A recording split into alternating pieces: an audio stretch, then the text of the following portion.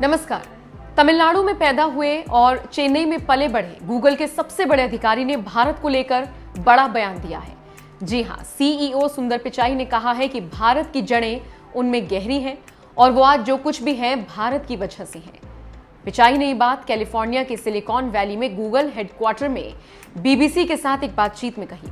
49 साल के पिचाई से जब उनके रूट्स के बारे में पूछा गया तो उन्होंने कहा, मैं एक अमेरिकी नागरिक हूं, लेकिन भारत मेरे अंदर बसा हुआ है, इसलिए मैं जो भी हूं भारत का हूं। आर्टिफिशियल इंटेलिजेंस पर बात करते हुए पिचाई ने कहा कि मैं आर्टिफिशियल इंटेलिजेंस को सबसे ताकतवर टेक्नोलॉजी के रूप में देखता हूं, जिसे इंसान विकसित करेगा और उस पर काम करेगा। अगर आप आग या बिजली या इंटरनेट के बारे में सोचें तो आर्टिफिशियल इंटेलिजेंस वैसा ही है।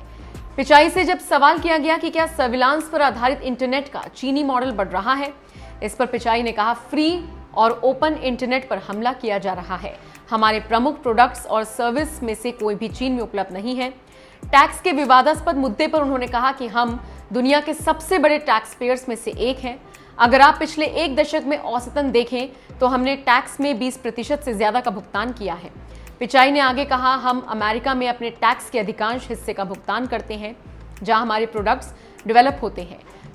तो आप समझ सकते हैं दुनिया की सबसे ताकतवर कंपनी का सबसे बड़ा अधिकारी अपने मातृभूमि के बारे में क्या सोचता है और अपने बचपन, जवानी और अपने पढ़ाई के दौरान हुए किस्से कहानियों को कैसे याद करता है और जब कहीं बात आ जाए तो कैसे गर्व के साथ बताता है। इसी बात के लिए आज पिचाई की काफी तारीफ हो रही है और कहा जा रहा है कि कुछ लोग तो बड़ा होने के बाद अपनी बातें बताने से कतराते हैं, लेकिन पिचाई ने बड़े ही साफगोई के साथ अपनी बात रखी और उनकी इसी साफगोई से दुनिया उनकी तारीफ कर रही है और भारत में भी उनकी तारीफों के पुल बांधे जा रहे हैं।